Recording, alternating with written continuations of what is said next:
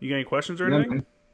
No, I mean, I'm sure we're going to talk a lot over the next couple hours, but I wouldn't mind if you're open to it, interviewing you for my podcast to kind of collaborate. If that's something that you're into, kind of figure out how you got into this, where you got your start with all of this, and because it's admirable, and that's the reason I started it. There's too many stories for one of us to tell, or for Jocko to tell, or for Mm-hmm. Andy Stumps to tell. They all know their circle of people, and I fear that we're in a position in the world where we have politicians that are so far disconnected from the warfighter. That's why we have lacking budgets for the infantry and the Marines right now. They have zero budget. They can't pay for some of these immersion trainers coming out Hmm. until October because we're out of money. And it's like with the geopolitical situation with Russia and China and everybody else looking at us, now is not the time to defund your military. It's probably best to do the opposite of that. But we have young politicians that don't even understand that war is a real thing, and so for what it's worth, I appreciate what you do and what you are doing, and so collaborating and getting more people out to get that message, something I'm interested in. Yeah, man. I'll totally come on your podcast. Just let me know. I was gonna ask because since you said you had a that you're in your studio, I'm like, I wonder if he has his own podcast because I just knew about the book. Oh well, I guess you Yeah, did put the yeah, book and podcast. Never mind on yeah, the yeah. sheet. Well, it's new. It's not huge. I only have a couple hundred followers on or subscribers on YouTube so far, but my it's growing Yeah, daily, which is good. Which means people want the information, and so yeah, I'd love to have you on and collaborate, and any guest that you got a great interview out of that you're willing to pass on to other, if you want to pass it on, and I'll do the same likewise. I got some great interviews and guys that are my friends that their stories need to be heard by people. for So, sure. Well, what's um, the let's call this the start of the podcast. What's the of mine, and then we'll set after the show. We'll set up an interview, and I'll come down for sure, or I'll come on and be on bet yours for sure. easy. What's the name of your podcast and put it out there? I mean, Cho- Choices, not chances podcast. Choices Not Chances Yeah, podcast. So everybody can check yeah, that out and stuff. Dude, you got to start somewhere, right? Even if yeah, you only man. got a couple hundred people, like that's on the road to a million. That's what I always Yeah, tell myself and tell other people. It's been weird. It's been an interesting thing growing the podcast and I don't know how long you've been going, but I've been going since 2019. I think is when I started. okay. Yeah, August of 2019, and I went from like, oh man, someone downloaded the podcast today. Like, oh man, because not even every day, not even one interview or download sometimes. To like, Mhm. oh man, I'm getting downloads every day. Like that's crazy. Like at least one download every day, and then it's like, oh man, and now it's Yeah, like, yeah. oh man, it's just so it's a constant like, oh shit, until so I don't know. It feels like you said you only have a couple hundred subscribers, but you're growing, and it's that feeling that you get continues on. It's Yeah, just a yeah. different level Well, of it. it's nice to know that that you. So like my mission is to help hitters that have already been downrange make their transition and regain purpose, right? And for hitters that are doing it right now, to keep them motivated, keep them inspired, and keep them, with that weight of responsibility on their shoulders that they are very, very important and they are the keepers of the free speaking world. So um, it's been cool ever since I released the book. Then I released a podcast last July, so July will be our year mark, Awesome. and I get a lot of people's testimonials coming back saying that it helped them, it's keeping them inspired. So that's all. It's new to me, but I'm welcoming it because that's the purpose, is to For help sure. lift people up. So Well, a lot anyway, of guys find, I've had a lot of guests come on now, and a lot of them tell me afterwards, like, dude, I just started thinking about stuff I hadn't thought about in years, or, memories came back about certain events or this or that, and like not just bad stuff or like crazy combat stuff, but just the funny stuff, funny stuff in the barracks sure, and stuff. And it's because, a lot of guys, they get out and, there's there's that bro vet stigma, and some guys don't want to be the bro vet or whatever, and some guys just get out and completely shun their service, like they don't talk about it, they just don't want to, they disassociate with anything that's Marine Corps or military, and some of it is like they just do it because they don't want to be around it, and some of it I think is not intentional. They like don't feel comfortable talking about anything with their family, because not just combat stuff, and I talk about this all the time, it's like, how can you understand what it was like to just like live with people and work with them, and constantly, and who's good in your circle and who's not good, and there's no like quitting or firing someone. They're going to be there. It's like that person, you're working with them all the time, good or bad, and like getting to know people from different parts of the country and work and having opportunities that, I mean, I've been to so many countries, that people back home, most of them have never done anything like that, and it's just because that opportunity never presented itself. But how do I talk about eating street food in Hong Kong with someone that's no idea, like, so. Yeah, I agree. So yeah, dude, I think it's great. I think guys, all the guys starting podcasts are doing well, even some people do it for monetary reasons or whatever. Some people, to get stories, but with the hopes that one day it'll be, become monetized and stuff like that. Some people do it as almost like a personal diary, just a journal to put out there. There's a million reasons to do it. I think it's awesome. I think without the draft and people, the everyday person not really fully being able to understand the effects of joining the military or the effects of the family, being family of military and stuff like that. I think it's great that people are putting their stories out there, because how else are they going to know? How can we be mad at Joe Schmo civilian for not understanding when no one's ever tried to explain to him like what it was like? What was it like to be not able to go hang out with your girlfriend or whatever on a Thursday night because you have field day and your fucking sergeant is fucking with you the whole time? You know what I'm saying? Like, it's like, hey, you gotta understand that the military owns you. So, yeah, dude, it's good stuff. So your book too, I've been reading your book. I'm about halfway through it. I think it's great. I was in Marjah with 3-6 on the second time around, and I knew some of the dudes. My liaison section at 210. Those guys were the fire supporters that were attached to 3-6 for the push into Marjah and stuff like that. So I get to hear firsthand. You talk about in the book that the HIMARS strike on Valentine's Day, and I know the scout who that was his mission. That was his fire mission. And he kind of explained to me the confusion on his end of what happened and stuff like that. And so I thought the book was, for me personally, really interesting, because obviously I can relate, and I can, I know that place he's talking about, or, I know, that event because other people have expressed it to me. Now, before we get into your book and stuff, though, I'd like to, start off and talk about just you joining the military. What was your decision behind wanting to join the Marine Corps, the military in general and the Marine Corps specifically? I think the earliest that I, can recall wanting to be military-esque was it's like a 7th or 8th grade, middle school job fair where a guy came in a ghillie suit, and he had pictures of the rifles and talked about stalking and talked about school. Apparently, he probably just got out of school. He's a young guy, and I remember that sticking in my head. But like all the way growing up, we hunted and fished and trapped, and we were in the woods. And my dad was very outdoorsman. Taught us how to ID trees and how to track and blood track and trail animals. And, so I did a lot more of that than probably, the average kid did.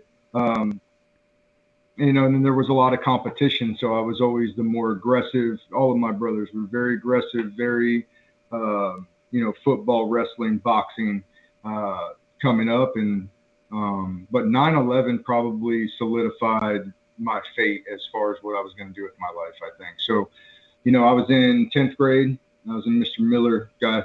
He's a great teacher, history, and I'm not sure what other classes. I was in one of them. And they had like the wheelie carts, they wheeled the TV in. And we actually seen the Tower 2 get hit, and the people on the news on live television going ballistic and breaking bearing and professionalism. And then, we got to see those people jumping out of the tower. And that changed my life. So somebody, in my estimation, had to pay for that. And I had the drive and the want, and I was fit. And it was just like a calling after that. When you see something like that, you see your own countrymen, rather jump to their death than burn to death, then that somebody has to atone for those sins. And that just was like cemented in me at that point. Like, that's what I'm doing. And so there happened to be a Marine Corps recruiter that was always at, the school and around the area. And so I sought him out and stepped in, and then, rest is kind of history. It was Why did you choose the Marine Corps over any of the other branches? I wanted to go fight, like in 2001 when they did it. I had to wait till 2004, and then I felt like the war was gonna, like, I didn't know how long it was gonna last, and so um, I wanted to go immediately. And dress blues, they look better than everybody. They're the best. They're the meanest. They're the sharpest. Dress blues gets them every time.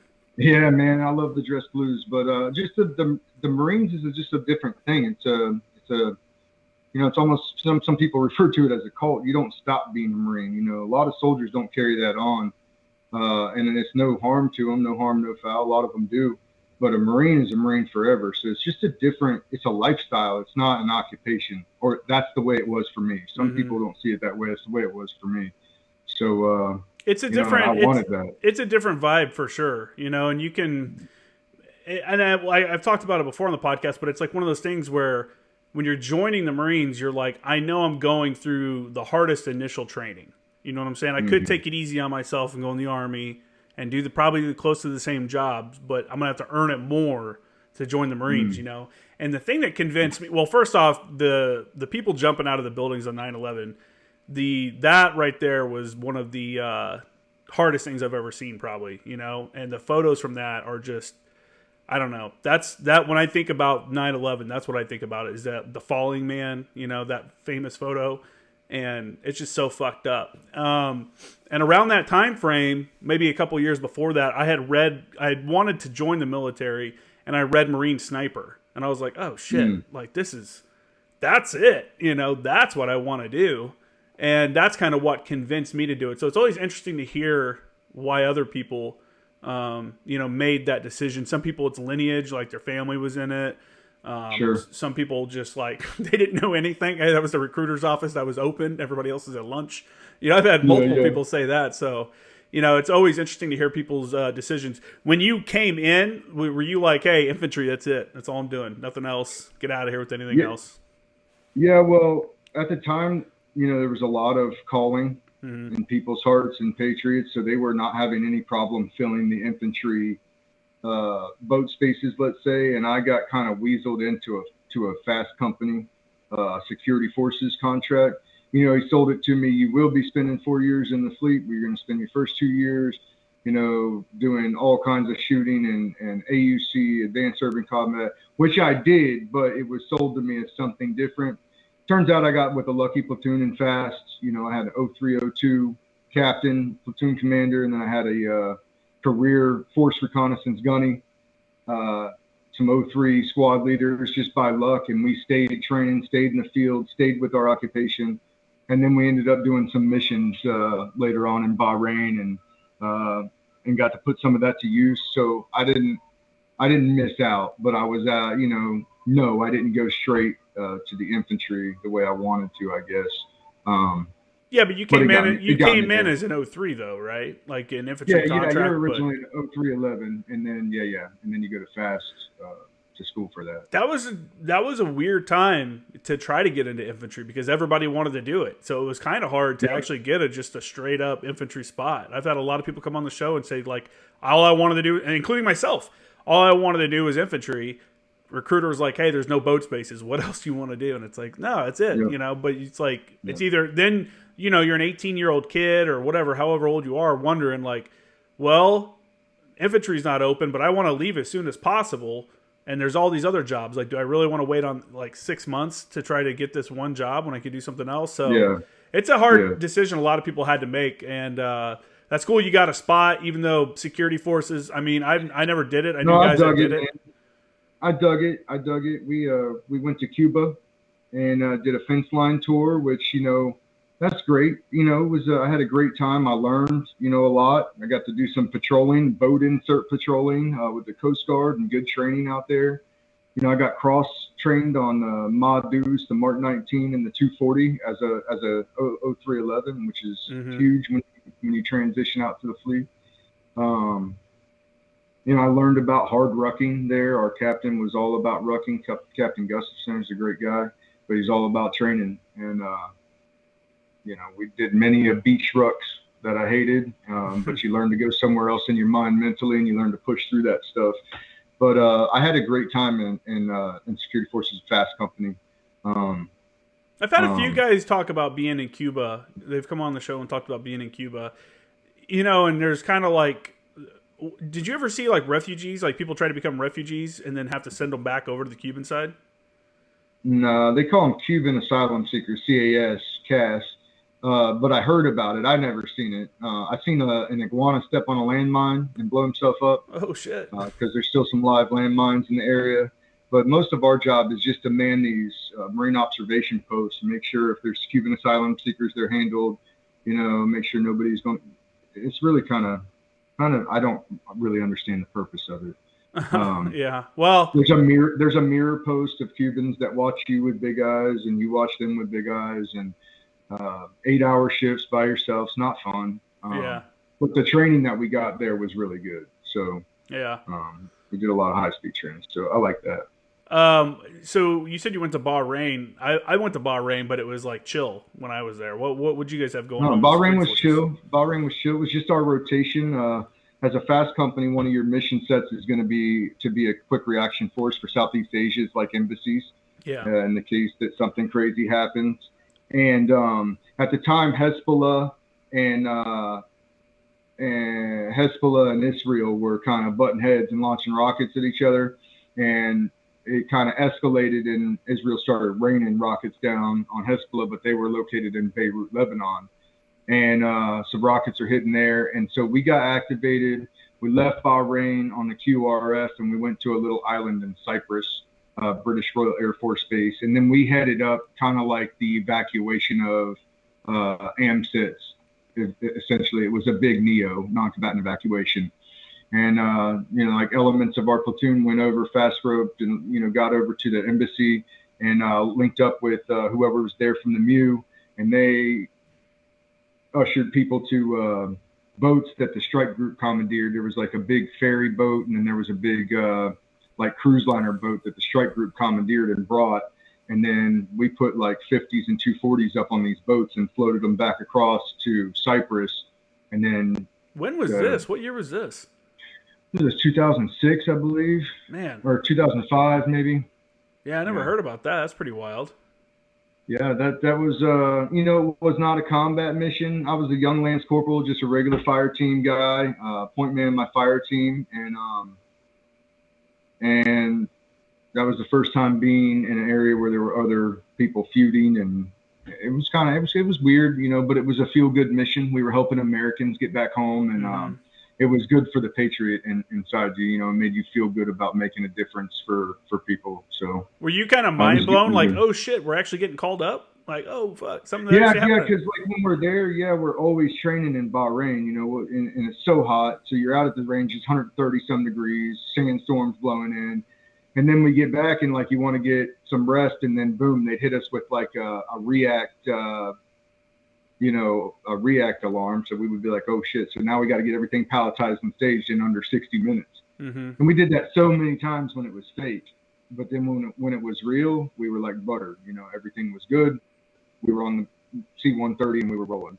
And so when it was actually real world mission, it's like, oh no shit. Then we got to Cyprus and it was like, we're running PTing in the morning, doing our thing, day after day after day after day after day. And then it was like, okay, we're really doing this. Second squad, you're doing this. You're loading up in a bird. The rest of you, we're going to be catching them, So it spun up quick, but it was executed well, and nobody got hurt, and we saved, a good amount of people, from the conflict. So it was good. It ended up good. Yeah, you can't be mad about that, Like right. At least you got to do your job. A lot of guys are in that position and they just train the whole time and nothing ever happens.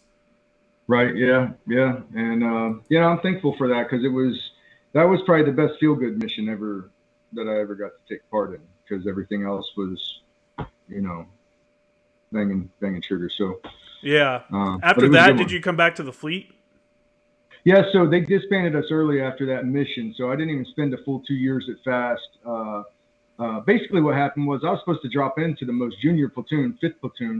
Turned out that after an RFDF mission, refuel defuel mission that the first platoon had done. They had two of their Marines pissed out on a piss test, and so they took me and my roommate out of our class that was supposed to go to the 5th platoon and put us in the 1st platoon. And so they stayed there full time, and I was cut by like 6 months. So I stayed like a year and a half because I was shifted into a senior platoon out of school. So, but I enjoyed that. I didn't want to stay around there. I was ready to get to the fleet. I was ready to get, into a line platoon. I had aspirations of recon at the time, so I was ready to get my feet wet. And, yeah, it's got to be tough as an infantryman, like watching everyone else on these now at this time pretty consistent rotations to Iraq and Afghanistan, and you're back doing training, palletizing gear, get ready just in case, kind of deal. So it's got to be like a good feeling when that's coming to the end and you're getting ready to go back to the fleet. And what infantry battalion did you join? So I was assigned to 3-2 following my bid in FAST, 3-2 Lima Company. And you're right. That's just to go back a little bit. My boot camp roommate, Peyton Williams, we killed boot camp together, and both of us, did very well there. And we went to SOI, and both of us did very well there. And I went to basic security guard school to complete my FAST bid, and he went into Fallujah 1. So that's where I would have been had I not been in FAST. Mm-hmm. And, you could say what you want about that. And maybe there was, lucky stars looking out or not. I end up getting some later anyway. But it was hard because I watched one of my best friends go into one of the hardest fights that were available at the time. And I'm sitting back here in Norfolk chilling, training. And so that was difficult, but that was all right. Yeah. What was it like getting to the fleet after security forces? I mean, the unfortunate reality is you're not doing what the guys in the fleet are doing every day and day in and day out. And not only is it like you're not doing the like basic infantry training necessarily as hard as they are, or as much as they are, but they also have their own SOPs within the battalion and stuff. So what was it like coming in and now being a little bit more senior, but not necessarily knowing the full ropes like maybe like a Lance Corporal, does? Yeah. So again, I blame it on my blessings for the command that I had in FAST. We did do the defense. We did do the offense. We stayed training anytime we weren't on a mission. And they did that, and they would always say it, and I never understood it, like all this stuff, and none of these other platoons are doing it. And the captain would always say, hey, you're going to thank me for all of this when you get to the fleet. You're going to thank me for all this when you get to the fleet. And, and then I was able to go through advanced urban combat school and go all the way through there, shoot packages in Chesapeake. And those are some amazing schools. I mean, you got DEA, FBI, CIA people coming out to shoot at those facilities because of what they offer. And we were able to run that as a platoon, and we ran it for like a month. We lived on the compound. We did transition from M4s to secondaries, in time on steel. And then we did live fire shoot houses with dual entry. So a team fast roping onto the roof and a team assaulting, closing on the objective from the ground. And then, dual entries, meet in the middle, connecting fire. I mean, we had great training. And so when I got to the fleet, though those guys had just come out of Havanilla, which was a bad fight, and they lost some people, and they had some good seasoned guys. I was a Lance Corporal at the time, but once I checked into 3-2 into Lima Company, I picked up Corporal, and because I picked up Corporal before like the first team leader of the APL from that deployment did, I got slid into the spot with the expectation that he would pick up Corporal and then take the squad. It just turns out that he was, he wasn't there yet. And I had a little, though my experience was not Iraq, I had some, just some different attributes about me that the command liked better. And so I remained in that spot as a squad leader for the upcoming Iraq deployment. But I will say that as a fleet Marine, regardless of your rank, when you get a drop of Marines, usually it's mostly boots that are coming out of SOI, and that goes the way that goes, which is way better. There's way less incidents now and way more under the wing, which I think is the right way to do it, make a more lethal force. But the other mixture of people that you'll get are fast company or PRP security force Marines. and they come with a negative stigma. The stigma is they've been out of their MOS, they've never deployed, they picked up corporal for doing nothing, and that's the stigma that you enter. And it really is. It depends on how you're going to handle. In my opinion, it depends on how you handle yourself in those situations. Either you're ready to handle yourself in those situations, or you're not ready to handle yourself in those situations. And a lot of times, guys are not ready to handle themselves in those situations. And for me, I never come in, to a new element or a new unit bull heavy. I would come in and say, hey, I'm here so that we can facilitate a lethal squad. Whatever that I need to know, data dump. Let's do it. Over the next 3 nights, my room, whatever the case. And this is what I expect from you. And you will meet my expectations. If you don't meet my expectations, I'll remove you. But this is a group effort, and we have to come together as one. And you don't want to be too hard, but at the same time, you don't want to come in and, it's a game of alpha dogs, right? And any sign of weakness, any sign of beta, any sign of relax, these guys are going to be on you. Dogs on me every time. And so you have to be sure and confident, but you need to take the advice from those guys that have been there. I don't care if it was a first time deploying boot and he comes back, he knows things you don't know. Mm-hmm. And that goes for everybody, not just your first squad or you have never deployed. That should go as your 5th squad on your 10th deployment. You should be picking the brains of your guys, because there's 100 different ways to skin a cat, right? And mm-hmm. if I know 99 of them, then I have a good variety of options to choose from when I meet that situation. And I talk about that in my book. I talk about it a lot in my podcast too, is that it's learned behavior. I don't care if you're reading a book, if you're watching a movie, if you're going to a reenactment, you're seeing ways that people handle situations. And once you see a situation handled, whether it's good or it's bad, when you meet that situation in your real life, you're infinitely better at handling that situation. Like an example, if I was to give you a ping pong ball, 100 pipe cleaners, and 15 toothpicks, and set them on the table and tell you to make a ramp to go from this side of the table to that side of the table, and you have a minute, go. You probably wouldn't be able to complete that. It's simple, but just getting the pieces and understanding what's going on. Now let's back that up. If right before I gave you all those instructions and those materials, if I gave you a 30-second video that showed somebody else do it, how much better would you be, even if they failed at it? Mm-hmm. Right. And so that's what I try to push. And anyway, I don't know how I got on that tangent. No, but, man, I think you're 100% correct. I think that's the same kind of mental attitude that I had as a JTAC. When I was a new JTAC, especially, I was at 10th Marines, and I remember at the time, Gunnery Sergeant Corinthi would be like, "Hey, there's a TACP shoot on Thursday and Friday. So and so is going to be out getting their designation. They're going to be checking off their training codes that they have to get. You can come if you want, but you're probably not going to get a chance to get any controls." I'm like, all right, I'm still going to go. I always sure. went, because I'm like you saying, I want to see someone else go through something in person, and then that way I've seen it. I've seen it. It's not the first time I've ever oh, okay, that's what happened. Plus, there's always like, oh, hey, we got time for someone to jump on the hooks and grab a control real quick. Kramer, you came out. Let's do it. You're right. You're 100% right. If you have the opportunity to watch someone else do something, even if it's something you do all the time or you're trained to do, it's always good to see that different perspective. And that was, when I came up and became a JTAC evaluator, that was something that me and like Paul Smith, who was the WTI at First Anglico, he would talk about, or we would talk about, like, hey, why did you do something the way you did it? Like, I'm not going to tell you, because like when we're going through our checklist of, hey, you got to do this, you got to do this, and we're going to tell you what you did right and wrong. I'm not going to tell you it's wrong unless it's something absolutely crazy. But I'm not going to tell you it's wrong until you explain to me why you did it. Because maybe I can understand the thinking that you went through. Like, oh, okay, I see why you did that. But that's a good thinking. I see what you're saying. But here's the better way to do it. Yeah, that's the perfect way to do it. That's a better way to actually train somebody. Like, it's easy to say, yep, you're wrong.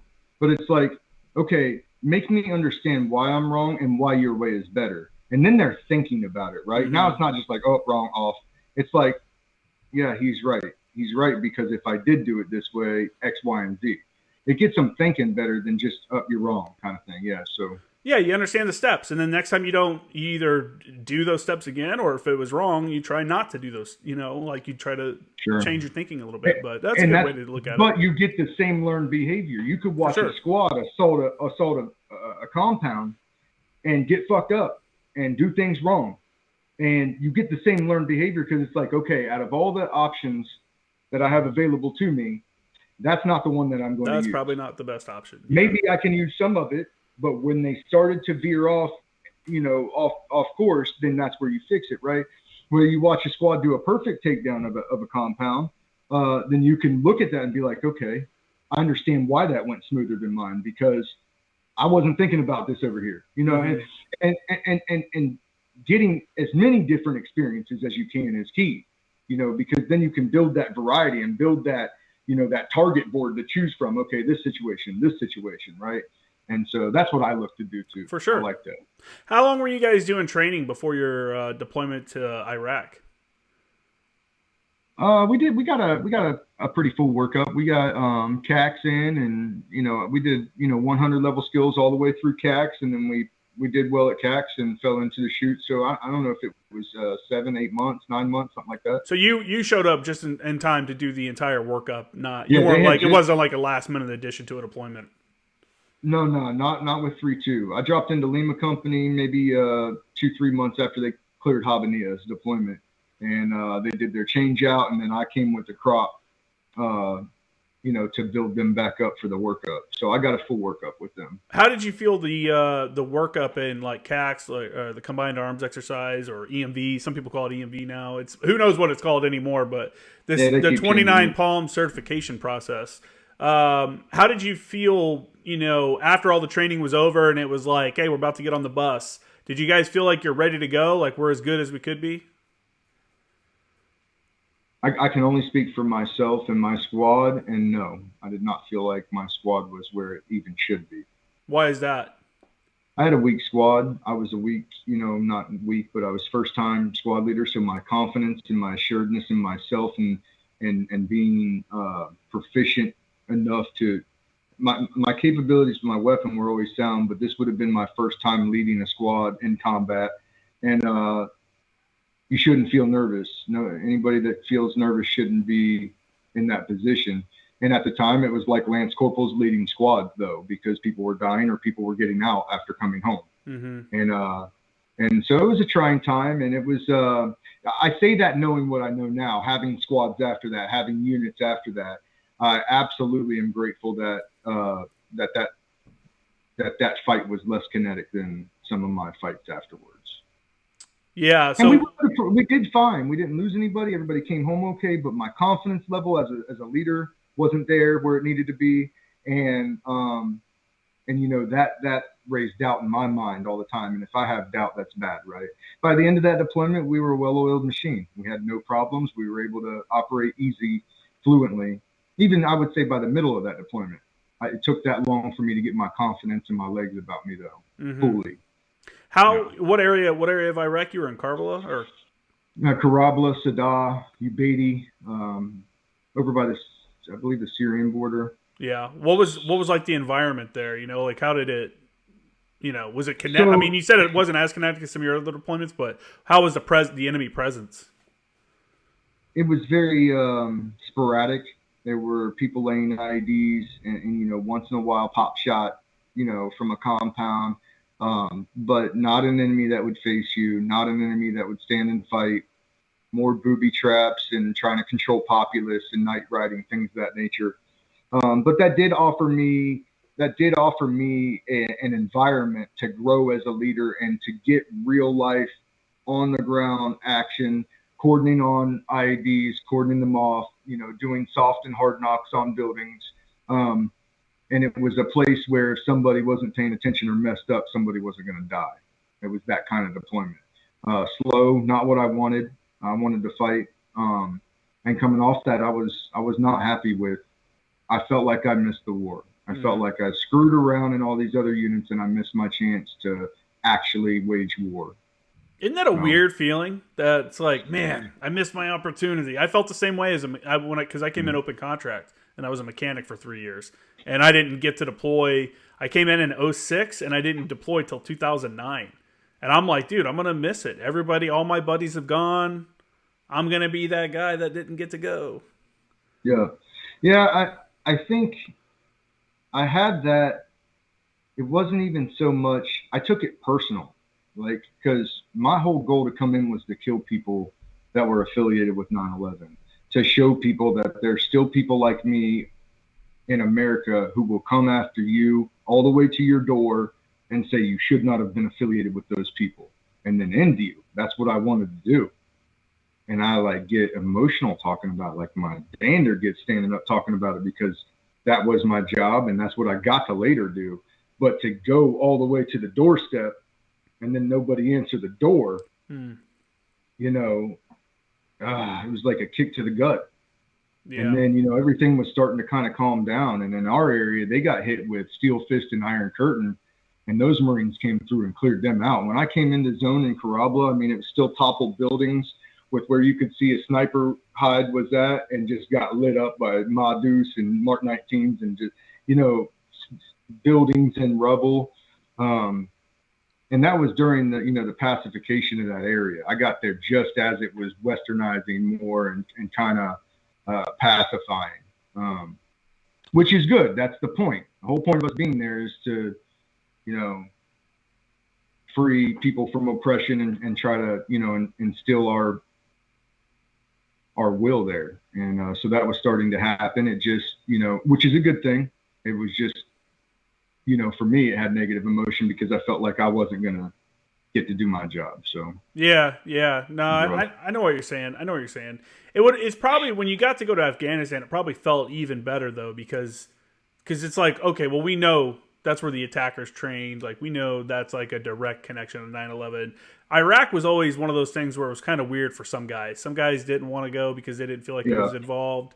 Other guys kind of saw that it was like, hey, that just became the battleground for all terrorists. You know, they're all coming in. It's not like Iraq was just, we were just fighting Iraqis in Iraq. It was like people from all over that were coming into Iraq to do that shit. But yeah, man, it's hard to be mad about a not so kinetic deployment, because it's like, man, I wish I would have gotten a firefighter. I wish I would have gotten this. But then it's like, well, but what if that firefight Johnny would have gotten killed? You know, like, what if it's the reality of it? It becomes way less cool real quick, you know, when it's like fucking serious. It's awesome, but I think it's awesome, but I've had to come to terms with learning that and being okay with that. So I don't regret anything that I did over there, nothing like that. But it's an awesome responsibility. And, you know, I feel like, you know, Johnny wanted to be there and he probably died with a full fucking heart,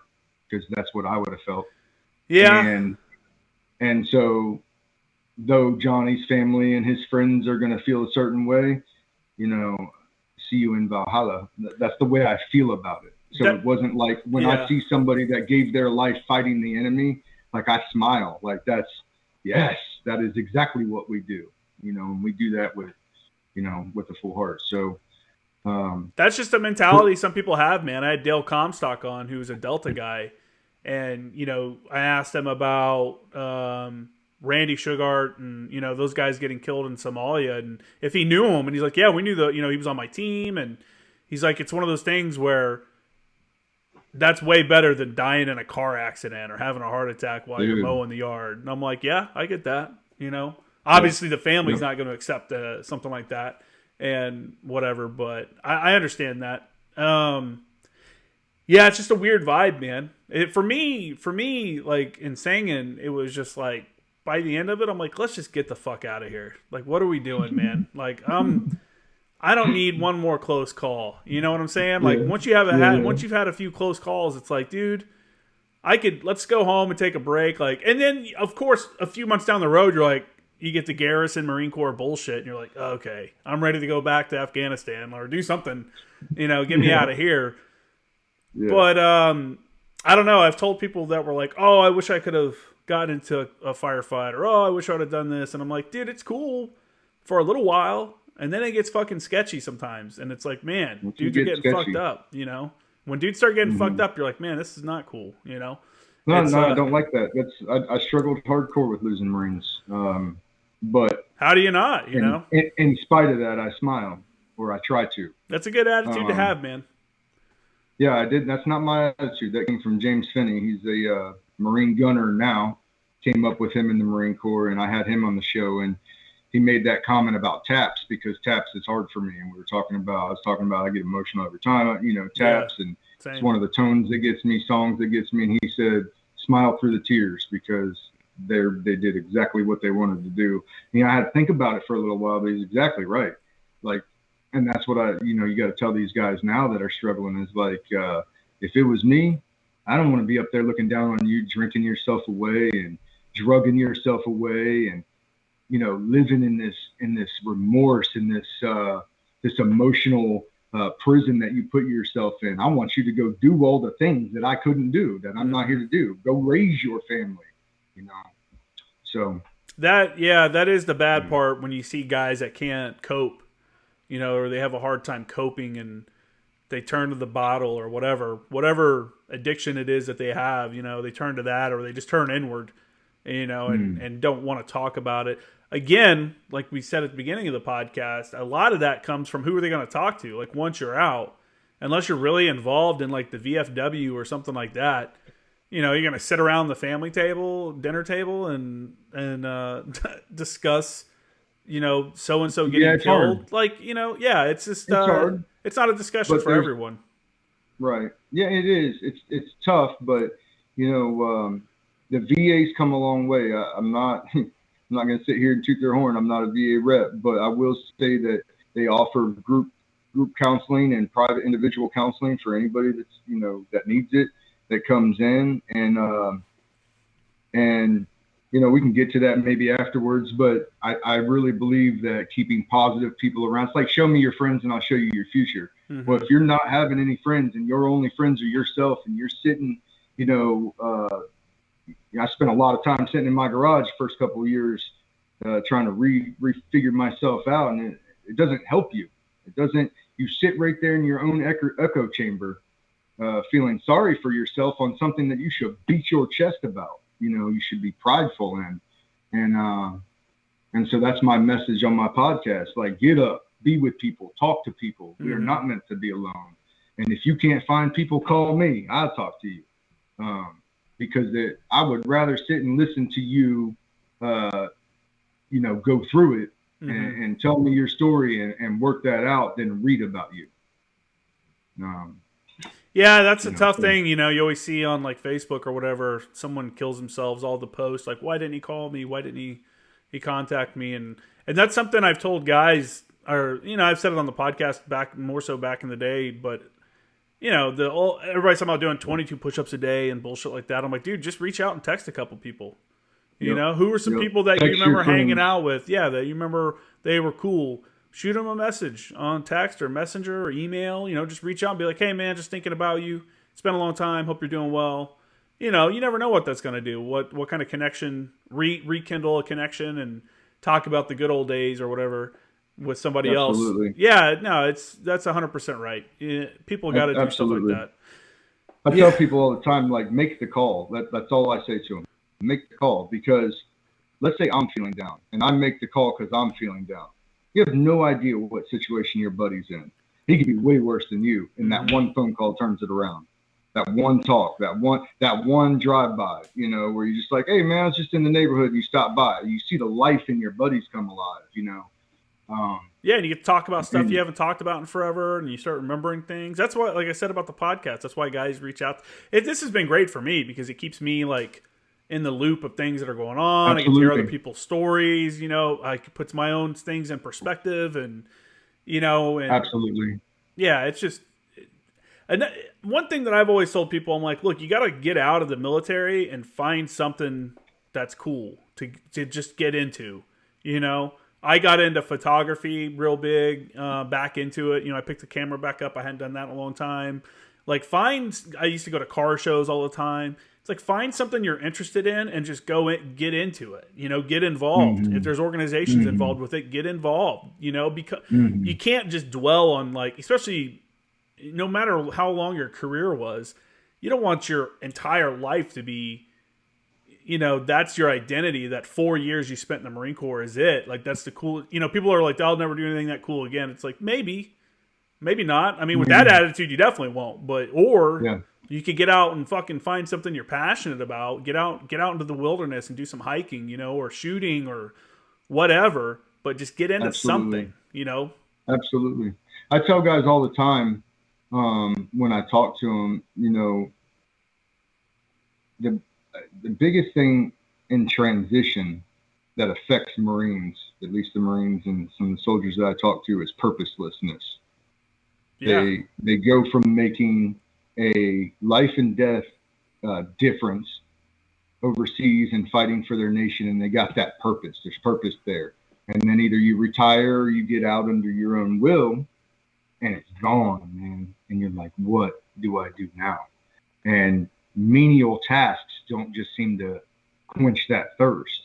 But I promise you, if you find something bigger than yourself to invest your time in, you help people less fortunate than you. You start a charity to give back. You fund a scholarship program for a kid coming out of high school. Whatever the case is, find something bigger than yourself and give it back. Mm-hmm. That's what you're supposed to do anyway. Mm-hmm. As a good citizen, as a caring citizen of this nation, this freest, richest, most beautiful nation on the globe, you should give back. You are, just by being born here, you're in the top 10% of wealthy people globally. Give back, be nice, make things better for your average man to your left and the right, and that's what we need to be doing. Yeah, for sure. And when you give back, you will find that ringing, that thing on your shoulder that's just constantly weighing you down, it eases up, and you feel that, and then you just do it more. There's like, don't do it for the money. Don't do something because you're going to get rich. Do something that strikes chords in your heart of purpose and of helping in something bigger than you.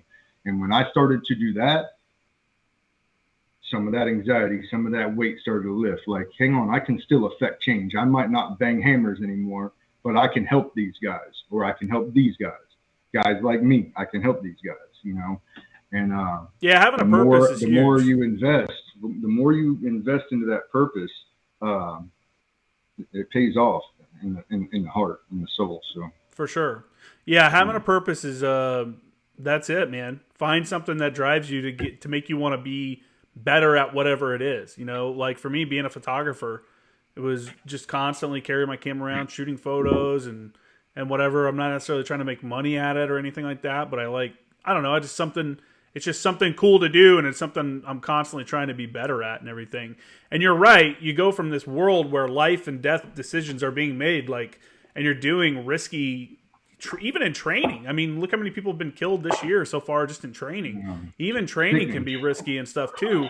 And you go from that to back out to the real world where people complain about shit, and you're like, dude, are you serious? This isn't even a big deal, everything else just feels like bullshit afterwards, and part of that comes from the shared misery, this shared misery of all the different things that we did. Now let's talk about your next deployment. Well, before we do that, I do want to talk about, you had on here that you're on the All Marine boxing team. How does that work, and how did you get into that? Is that still a thing? Yeah, still a thing.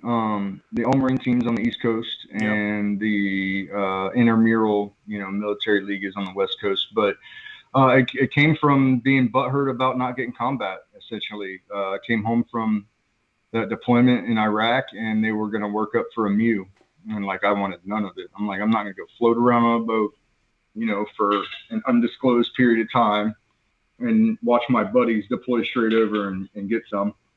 Excuse me. And so I'd seen a flyer. There was a flyer out by the barracks talking about how they were going to have tryouts for the All Marine team. And I could fight. I fought all the way growing up. My dad was big into martial arts. So we had a lot of fighting at home on the videotape training, they called it. And then I continued to kind of fight as I grew up all the way until I left. And no formal training, but I could throw them. So I was like, I'll go try out, and ended up winning. And so I secured a 172-pound spot with the team. And essentially I got TAD orders, temporary assignment orders, to the boxing team, where I stayed on the boxing team for like 9 months in 2009. And we took trips and we would fight. We fought in Connecticut. We fought in Boston, Massachusetts, New Haven, Connecticut. We fought right at Lejeune at the field house. We had a big tournament where we fought there. I ended up fighting, I think, 6 fights. I went 5-1 on the boxing team. I got knocked silly up in Boston by a kid. But he was the only fight that I lost. So, but I had a good time. I got to see a cool part of the Marine Corps. I got to stay in great shape. I remember seeing the boxing gym at Lejeune. I wasn't sure if it was like because it seems like some sports are pretty legit. Like if you join an all military like team, it's like on the road to the Olympics or something like that. And I was like, man, I want to go ahead.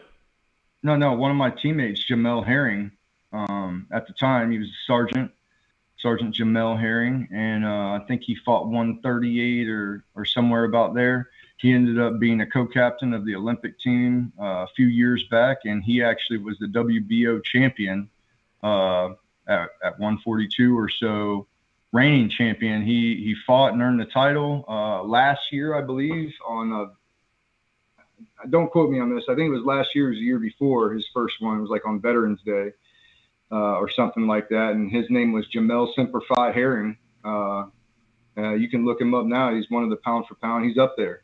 But he just lost his belt, I think, recently, his last fight, I think. So is that where he started at too? Was that his first? Yeah, he was on the All Marine team with me, and he had a lot of fights. I want to say he had like well into the hundreds, and I had 6. So he fought before that. He fought before the Marine Corps, but then he spent like a couple years because of how good he was on the Marine Corps team, on the All Marine team, traveling and getting his fight cards up. And then he did the USA Boxing Olympics, and I want to say placed there, and then went pro and went straight up, took the belt, and then I think defended once or twice before he lost it. So there's some big names that if Ken Norton was on the boxing team, I think he broke Muhammad Ali's jaw one time way back in the day, and we got to meet him on our tour up to Boston. But yeah, there's been the All Marine teams put some real boxers out back in the past. Yeah, that's legit, man. So again, it reiterates something I've always said, and it's like everybody's military experience is so different. It's hard to gauge the military as a job based off of like one person's experience, because there's all these little opportunities to go do stuff like that. That it's, unless you fall into it, right place, right time kind of deal. I'm sure something like that, you saw the flyer and you went and applied for it. No one told you about it. And that's another thing I tell people. I'm like, take charge of your own destiny. If you're joining the military to do something specific, then you got to go out there and fight for that spot, and you got to make it known that you want to do this certain thing. If no one cares, no one's going to come to you. A closed mouth never gets fed is something I think Tracy Alpha used to say. Like you have to speak up if you want to go to a certain school, or if you want to, get on something. So that's cool, man. That's again, that's just something different that not everybody gets to do. You're on the All Marine boxing team. You get to talk about that for the rest of your life, Yeah, I mean, maybe it was cool. I don't think it was that cool, but it was. That's because you were in it. That's because fun experience. That's because you were there and you met people like that other dude who had hundreds of fights. So it's like, oh, maybe it wasn't that cool. But that's because you were there. Someone that's never even been there, like myself, I'm like, oh, fuck, dude, that's really cool. You made it. You just made it on the team. Yeah. I mean, I'm not saying it wasn't cool. It was cool. It was a good time. It was a good time. Yeah, that's cool though. So what made you decide to go from there? Did you go from the boxing team to 3-6? Yeah, so essentially, right there in 2009, they had really, I think big picture was they knew Afghanistan was heating back up, and so they put an incentive on reenlistment for like NCOs in the fleet, and it was the Operational Forces reenlistment bonus package was like ridiculous money, and I was like, I'm staying in anyway. I might as well take the money, and I'd rather stay in the fleet than get pulled to a B billet somewhere Yeah. because maybe I can get in Afghanistan. And sure enough, so I went and I reenlisted, and I took some money with it. And originally they were going to have me on Colonel Kennedy's PSD going back into Iraq. And then that fell apart, and they called me like two weeks after my reenlistment. I was still over at 6 Reg, kind of floating. And they called me and said, hey, you're going to 3-6. They're next in the chute. This is one that you wanted. Because I was telling them I wanted to push. I wanted to push out over in the country. And so he's like, I got you. You're going to 3-6. You know, they'll drop you in, but they're next on the block. You missed the whole workup. I'm like, I don't care. Send me. And at that time, I was in great shape. I was very confident after coming back from Iraq and leading a squad. I had my confidence about me. And so after they said that, I moved over to 3-6. And after a couple of weeks, Sergeant Major was gone on leave or at a school or something. But after a couple of weeks, I dropped into Kilo Company. And that was somewhere about, I don't remember, September, October time frame that I actually got assigned to a company in a platoon. And then there was a couple more weeks where they were figuring out what NCOs were staying and leaving. It was one of those things where it was supposed to be a booze cruise, and when it turned into a real thing, the NCOs that were on the reenlistment line got out, and now they had no squad leaders. Really? A couple of squads, yeah. That's kind of surprising. It is. It's not normal. You don't normally see that. I've never seen that before in the units that I was in, but you know, I'm grateful because one of them that left, I slid in and took that squad, and we made the best of it. So, what was your expectations for Afghanistan? So, because you didn't get to do any of the workup or anything like that. Did you assume that it was going to be like the terrain and everything was going to be like Iraq?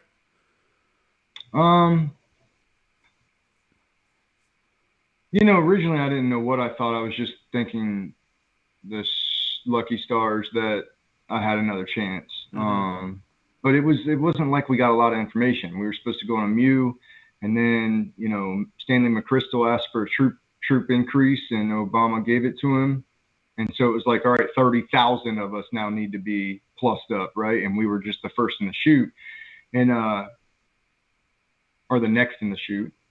And I remember like talking to my platoon sergeant, you know, once things got solidified that we slid into that spot. I'm like, hey, you know what's going on? I'd been there a couple whatever weeks or maybe a month at that point. Mm-hmm. And he's like, hey, this is a real one. This is a real one. It's a hard hit. This is a helo insert is what they're talking about. Go home, hug your next to your loved ones. It's real. Stay off the news.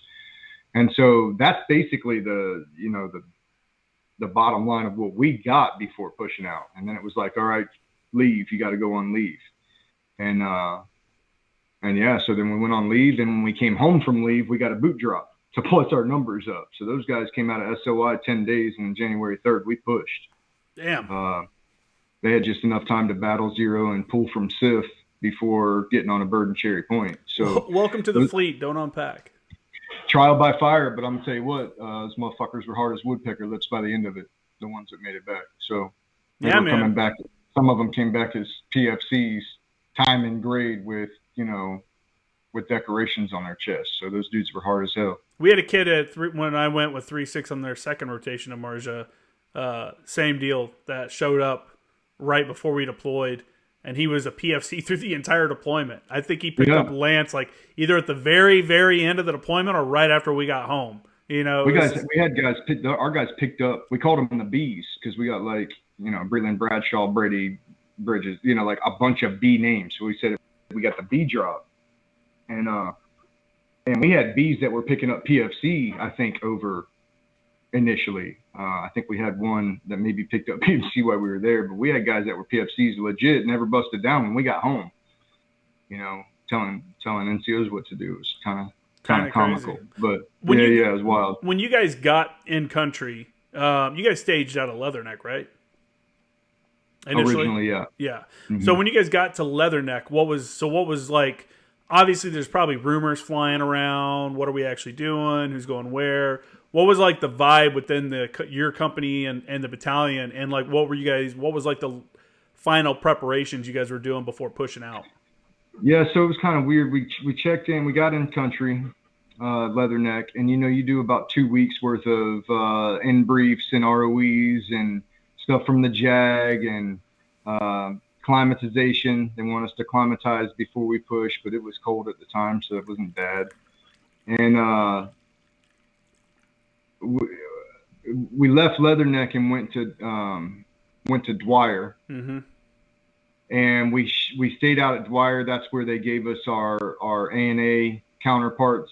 So they essentially, squad for squad, my squad got assigned a squad of ANA, and then we started to eat chow together and try to break the barriers, the cultural and language barriers, and bring them out and see how we move and how we move as a squad. And there was the feelings of it, though, were not drastic until we received an order, because until we received an order, it was all hearsay. And I would always tell my squad, I don't give a shit what you hear, and I really don't care what you see, because only believe none of what you hear and half of what you see. My dad would tell me that all the time.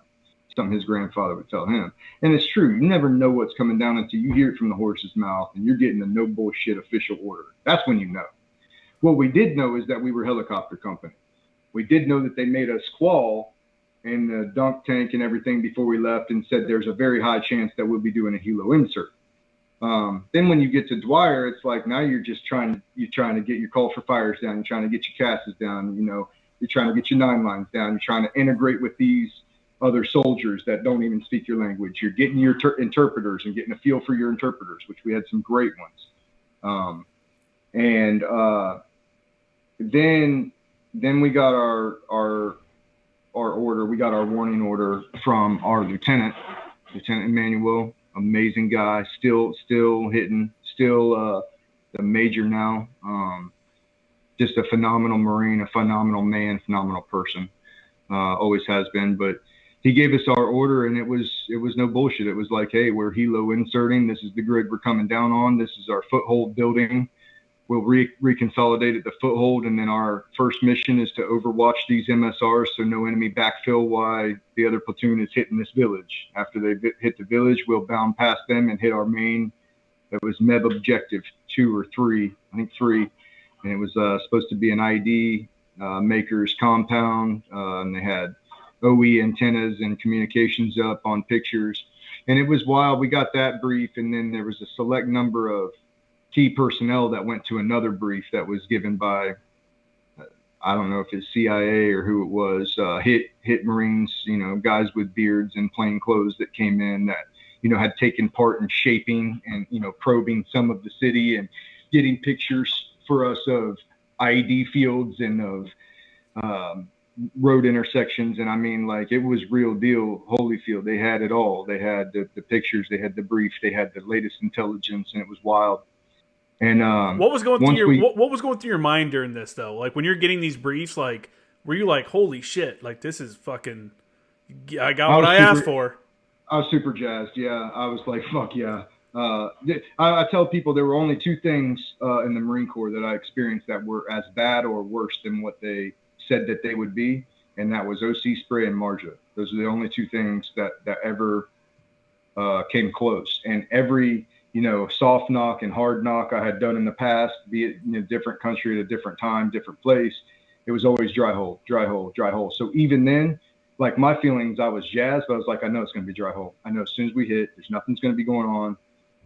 I was jazzed about it being real, but I still had that doubt in my mind that this was as real as what they said. So even with all the pictures and all the shaping and all the intel, I was like, they better be there to fight, because I want to fight. And I'm at the peak. I felt like I was at the peak of my knowledge base of I could handle my, even though this was a new squad, I'd have to manage it a little tighter until I figured out who was who as far as capabilities. But I was confident in that, and I was ready to go. So when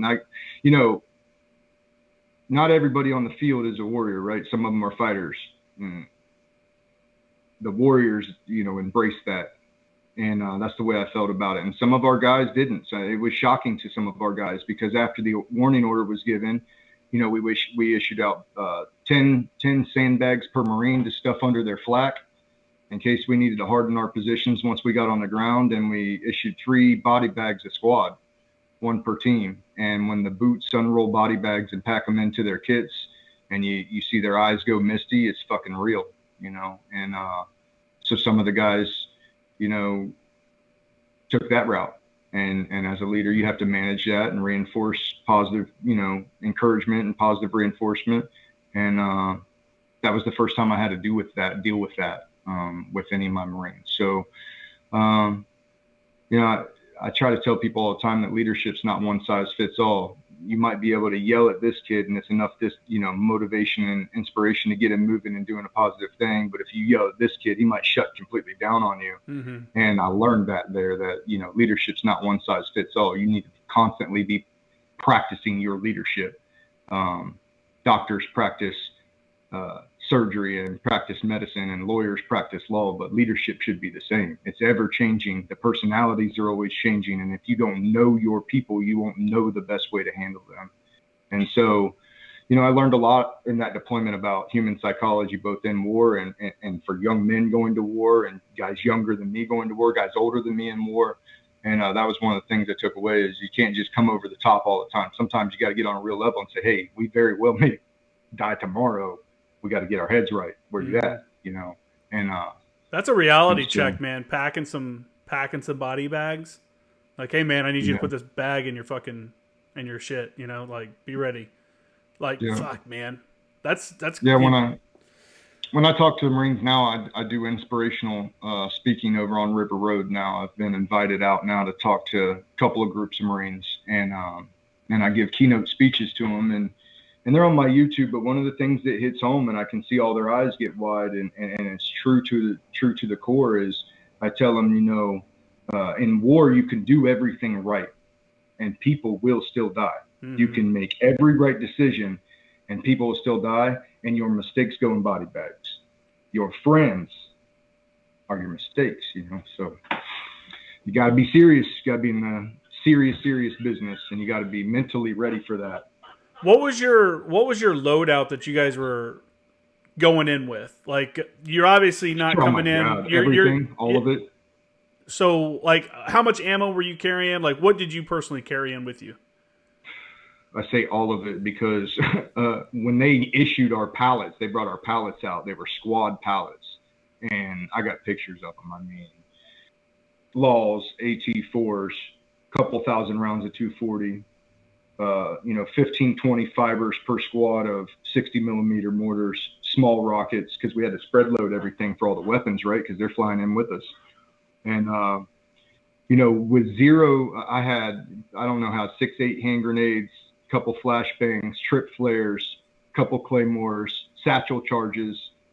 It was everything and anything. We had guys going in with machine gun rounds across their chest, looked like cowboys, but it was because they had so many in their backpack they couldn't fit anymore. We had everything, all of it. Any squad organic weapon times 3, you know, and we spread loaded that shit up. And basically, you know, we went in with heavy day packs and palletized our main packs and our gear. And with I had 0 sleeping bag. I had only the clothes that were on me and 2 pairs of socks and 2 Ranger rolls, you know. And everything else was weapons, ammo, hand grenades. And I think my pack weighed like 120 pounds. And that was the average weight, with 0 creature comfort items. You know, we had stripped down first strike MREs, 3 of them, because we were supposed to open the ground line of communication in 24 hours. That didn't happen. Iodine tablets we took in the safe straws just in case we needed water. Very few guys would dangle a sleeping bag off the side of their day pack and just say, I'm running with it, I'm not going to freeze, you know. But there was only a few of those. But yeah, it was everything you could think of. Yeah. Everything. Yeah, I was talking to Christopher Herr, who was one of the scouts that was attached to 3-6 during that deployment. And he was like, yeah, they told us not to bring our main packs and not to bring like really don't bring your sleeping systems, bring ponchos, poncho liners, and you'll be your gear will be behind you like 72 hours. We'll drop off your gear. And he's like, man, I didn't see that shit for over a month. He's like, we froze every night. It was, and it was cold. Yeah, it sucked. not only that, we ran out of food. Like I talk about it in the book, but we ran out of food on the second or third day, and I gave all my main meals out to my guys. But you're fighting 6, 8, 10, 12 hours out of the day while it's light, and then at night you're trying to stuff yourself. I mean, I experienced things that I never thought I would experience as a leader. I had guys go down to hypothermia in day one where I had to start a warming fire inside of a mud hut and put guys against their will, sit down, you're going to drop. Like, I cannot evac you right now. Air is hot, you know, and then rotate them. I had to have guys take power naps because their adrenaline was so uncontrolled that they would be in the middle of a fight and just like be nodding off. And it's like, sit down, sleep, get 20, you know, get 30, whatever.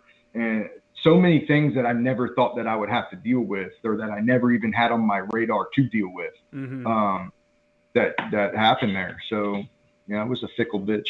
When you came in, especially the insert.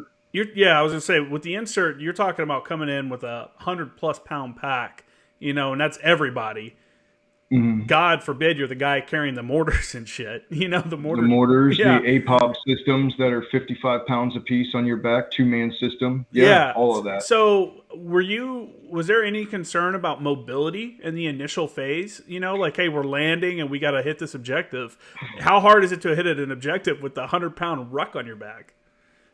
It's not fun, but like we trained it. We had these on and off drills every day, you know, and everybody was carrying pretty good weight to get used to like what they were going to be doing, and everything was sexy in the training.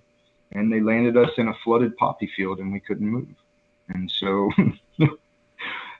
yeah, don't fall in love with the plan. Everybody has a plan until they get punched in the mouth, right? So improvise, adapt, and overcome. That's what we had to do. But yeah, it was, you know, like you got to weigh that out. Yes, we're going to be less mobile, but we're inserting under the cover of darkness at very early in the morning, and we're only 100 meters outside of a foothold building where we can don all that shit off and fight if needed. And then when we got the fight under control, we keep moving. I never thought about it. I never thought, oh, you know, I'm like, damn, this is heavy. But I was just glad they gave us that much shit. You know, I didn't want to run out of rounds. So I was like kind of grateful, you know, until you're stuck, until things are going bad. Then it's like, okay, we got to find a, you know, an ORP somewhere and drop half of this shit so we can go get these guys. Mm-hmm. Yeah. But yeah, I mean, it sucked, but we had enough ammo, and I'm grateful for that. So. What was the enemy composition like? And was it what you expected? Was it what you guys were getting in intel briefs, or was it, you know, harder than you thought?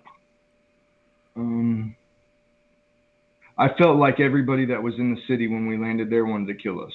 Everybody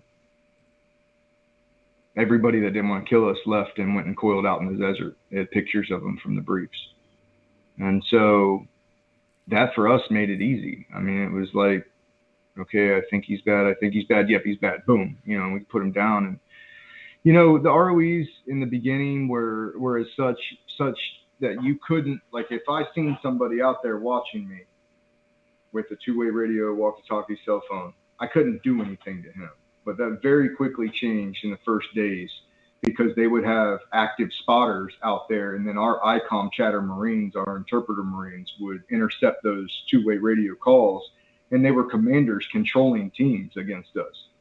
And so when we started putting them down for actively spotting, we were able to get a hold of them better, you know, there initially. Yeah. Because that they thought they were playing our rules against us, and our rules changed, and we were able to kind of get back control of the area. That, I mean, not like we ever lost control. We took control initially, but my initial perspective, to get back to the question, when we landed, you know, I had 55-man chalk or 56-man chalk stuck in the mud, and all but 2 weapons operatable. And then, you know, in the book I go into it, but we had our counterpart A&A inserted to the north of us, which they were supposed to, but they were given a like an IR flicker, like told him to put it on his chest, and before the bird even put down, said, Woundy, before the bird puts down, you got to put this on your chest. It's the only way I'm going to be able to tell you from the bad guys. Well, he forgot to turn it on. So here comes 30 dude platoon coming to meet us, and the AC-130 circling's like, hey, prepare to defend yourself. You have a platoon size element, you know, and that got spicy for a second, and then he flicked on his little IR right at the end, and we had Cobras coming down on him. So thank God he flicked it on. But when our bird dropped us off and peeled away to our northwest, there was a technical vehicle firing with red tracers back up at our bird. And I was like, okay, it's not a dry hole. They're here. And then when the sun came up, it's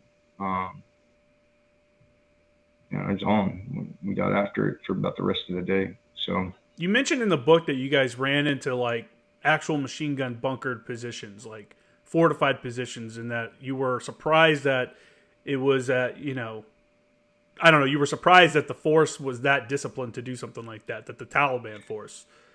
yeah, I mean, they were, that was the next day. Yeah. Never in my life did I think I would see like a command center with OE antennas up and stuff like that. But sure enough, in that bazaar there was, and we ID'd it late at night. And it became my mission to find a place, a suitable place to fight from the next day. And I went and found that. And we got our eyes on this thing. And, at night it was hard to see. We've been fighting all day. We see all these antennas. So we're assuming that this is some kind of command center, it's where it's supposed to be. And then when the sun came up, it was just different. There was probably 200 meters between these bunkers. And they were built up. They had T-wall concrete structures for roofs. They had 6 cat holes that were about 3 feet deep apiece, just big enough to put a PKM in. And when the sun came up, you see that they were mutually fortified so that they could fire onto each other in case overrun. They were the real deal, and it was like holy shit, dude! Like these are machine gun bunkers, and they were 300 meters in front of us, and the sun's coming up. And then we took them down. We brought hell to them. How was your guys' use of fire support during the attack? You brought in mortars, rounds, you guys carrying them and stuff like that. How effective was that as a close in kind of fire support asset? Very, very effective. Our 60s and our 81s are very effective throughout the whole deployment. Most effective were my 60 millimeter men that were in the handheld conventional. And at one point, I don't know if you got to that point in the book, but at one point in the book, I tell a story about a young corporal mortarman, and he sets up in the handheld and bubbles up, and we have a enemy fighter that's in a tick with our troops up here, and he's fleeing, and he has a gun on the back, a tube, 82 millimeter mortar tube on the back. And he's fleeing probably 30 miles an hour, but he's like, I don't know, 1,200, 1,300 meters out. He's coming like this. And so my buddy Herbie jumped up on the wall, his machine gunner that was attached to our platoon or with our platoon. And he used his arm as an aiming stake, calculated the flight time in a handheld, boom, let that round go. And it was a direct hit. He disappeared in a plume. And I got to see that kind of stuff with my own eyes. That's some pro shit, man. That's some pro shit. That's pro shit. And to see it and to know that your guys are that locked on and that squared away is, as an element makes you happy. And then, couple that with the air support that we had air stacked every 5,000 feet, probably. Anytime it was like, I had a guy down on the second day, Vocolo got shot, and I had air asset ready to pick him up in 10 minutes. Like they're over us, waiting for us to pop smoke already. Mm-hmm. If we had a strike, it was over us already. If we needed a JDAM, it was over us already. It was just a matter of pushing from an IP. And that was nice. That faded out as the push kind of dwindled. And then ROEs became a thing. And I have my own qualms with the way things are structured in the infantry line, because you place all these restrictions via ROEs on your infantry line guys who are going out there and waging the war on the front lines, and then you don't give them all a JTAC. And what does that mean? That means I can't control the ordnance. So that means in the day that my buddy Hansen died, I tried to get choppers to fire on another machine gun bunker that was actively strafing us. And because they couldn't get PID, even after I had a 203 marker on the roof fluttering smoke, they couldn't pick them up in the FLIR. They would not fire. And we lost Marines that day. And I'm not blaming it on that. I'm saying if you're going to restrict me to the extent that in which you are restricting me, then you better have schools and school seats open for regular corporals and the regular fleet to go get that training. That way I'm not restricted when my guys are dying. Because they want to fire for me, but they're bound. and they're going to get locked up if they disobey or if they fire something, or God forbid I'm wrong. But let me, as a squad leader, sign my initials and say, hey, it's on me. I need you to fire right there, right now. And that should never be an issue, but it's been an issue, and it's been an issue multiple times. It was an issue with Dakota Meyer. It was an issue with me multiple times. It was an issue with a lot of people, and so I don't know what we can do about that. But if we talk about it and we're loud enough about it, then maybe people start thinking about it. Well, I think around that same time is when they were like, shit, we need more JTACs. And it's just like anything else, any kind of other specialized job.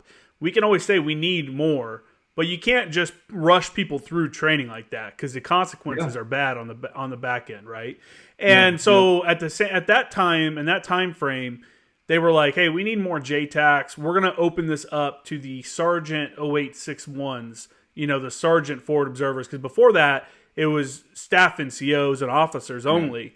But they're like, hey, I mean, these guys are trained observers. It's their sergeant. And I think another thing that they were trying to say is a sergeant with one deployment as an FO. That way he has some experience, and he's coming into this. And because they don't want to send a guy to a school it's not going to be able to understand it and then it fail or whatever, because then it's a wasted seat. So that happened. And then at the same time, the JFO, the Joint Fires Observer Program, kind of picked up, and we started sending a lot of guys to JFO. And for those that don't know what I'm talking about, a JTAC is the guy, he's on the radio, he's talking to the aircraft, he's getting, targeting data, and he's telling the aircraft where to fly, how high to fly, drop your bomb, or what, he helps them decide the ordnance. He tells them like, hey, I want a bomb, or I want guns, and I want you to come in from this direction. So he's basically telling them, hey, here's how I want this whole thing to go down.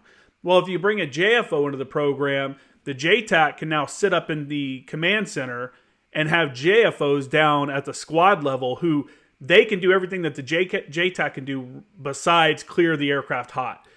The JTAC will talk to the JFO and be like, give the aircraft, update them with the targeting information. You're on the ground, tell us what's going on, where are you getting shot from. And at the same time, the JTAC is copying all this information down on his own map back at the command center and validating it all, like looking at the big picture and going, okay, that looks good. Let's go ahead and do this attack. So you're right. The capability. I had a JFO in my squad. The capability has to be there. Another thing too is a lot of people, they'll send guys to JFO, or someone will be a JFO, but then they don't exercise that. It's not like you can just go to the school and, oh, you're a JFO now. Now we never going to do the training again until the moment that we need it. It's something that has to be constantly. That wasn't our case. I had a corporal. He was a great corporal, Charette. He's a co-host of my podcast, in the book a lot. He was great, and he did stay up on it, and he did great things over the radio. But on that day, he couldn't authorize ordnance, and ordnance wasn't being authorized for us. Yeah. So I don't know how to fix that, and maybe it's a necessary evil, but it seems to me like if we're not taking the words from the guy on the ground when he needs fires to save people's lives, then it's like, and I understand how that can be exploited and how that can be turned bad, but I feel like if you give him enough responsibility to go put his own ass on the line, then you should trust him enough to, when he I'm with you, man. I'm with you, man. As a JTAC in Sangin in 2013, on an advisor team, I had 3-4's battalion commander deny a mission I had while I'm pinned down on a rooftop with rounds like literally flying inches away from my face. I'm pinned down on a rooftop. I've ID'd where the dude's shooting at me from. I got a Harrier on station. Everything's ready to go. And they deny the fire mission because the dude is next to a fucking mud wall. And it's considered a compound under the ROEs, and they can't destroy it. So instead of like taking that dude out, here I am laying on a rooftop by myself, behind literally a single sandbag. I'm laying on my back with a soldier ISR looking at the pod, looking at what the aircraft's seeing through the pod. And I'm like, this is fucking bullshit, man.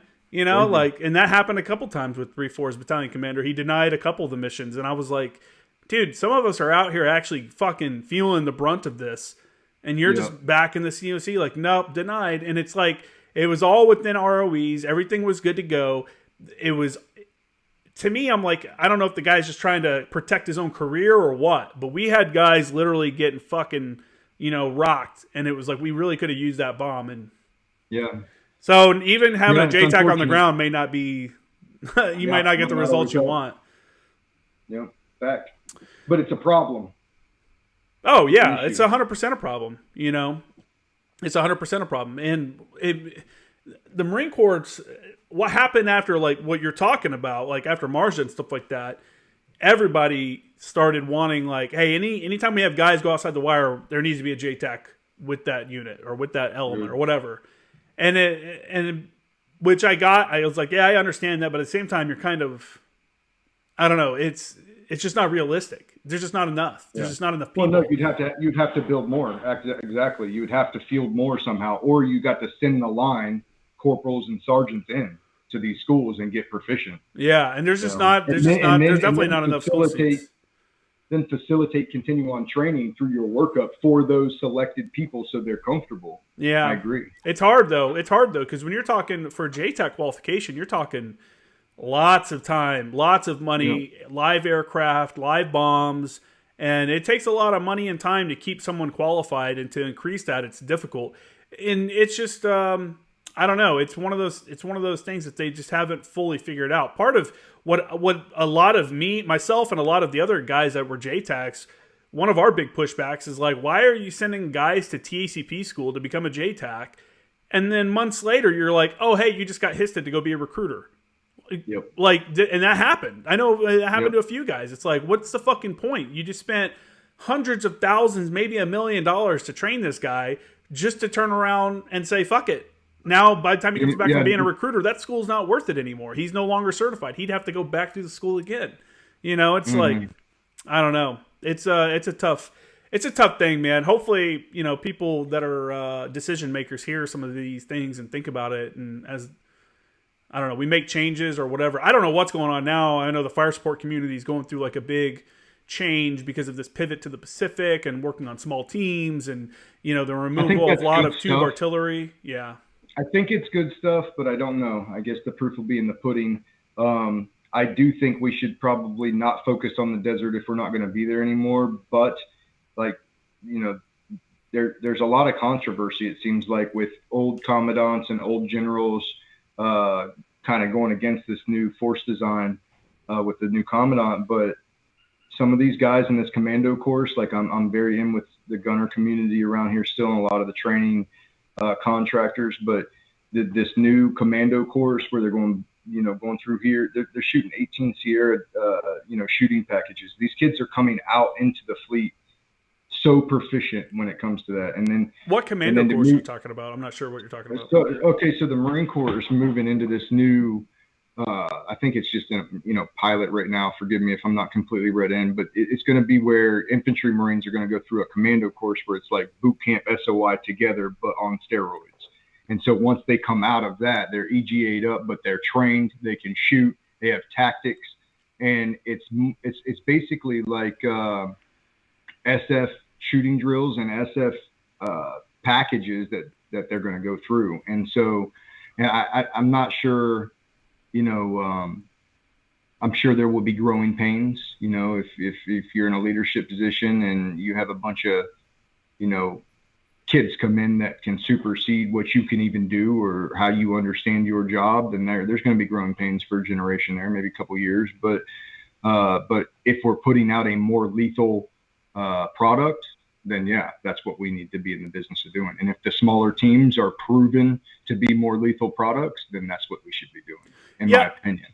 There's a lot of back and forth. The letter you're talking about, I mean, they're signed by like General Mattis, there's a lot of like big name generals that are kind of against what the commandant's doing. And I was on board also, like, this is kind of dumb. Why are we getting rid of all the, and some of it I don't necessarily agree with. And I try to focus specifically on like the fire support kind of side of it, because that's where my knowledge is. It'd be incorrect of me to try to say, hey, they should get rid of the Amtraks and get, start using these, because I have no idea. I've never even ridden in one, So on the fire support side, in general, I don't know. I think after seeing what's happened in Ukraine with Russia, I'm like, okay, I get it. Why have armor on the ground? Why have this big, expensive, logistically challenging piece of metal that could be taken out by a small team of guys with a rocket or a drone flying overhead that shoots down one missile and just fucks it up. You know what I'm saying? Like, so I'm like, okay, before I wasn't fully on board with them removing tanks, but now I'm like, okay, kind of makes sense.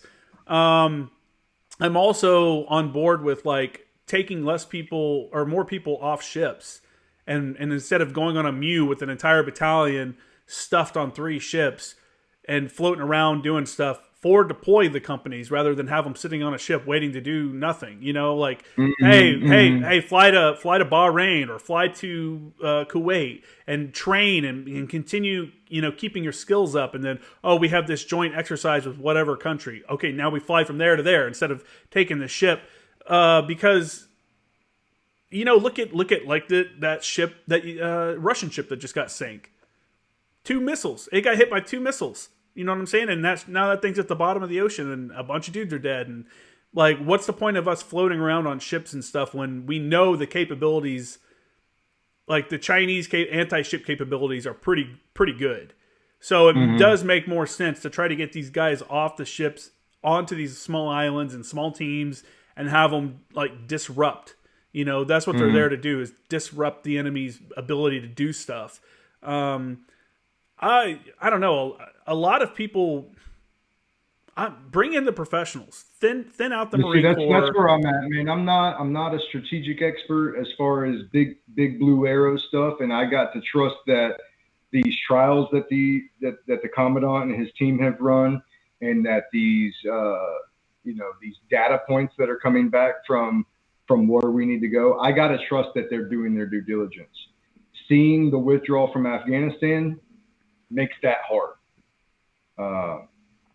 Well, because maybe. It's like, where were these teams at? Where were these teams at that were thinking up shit?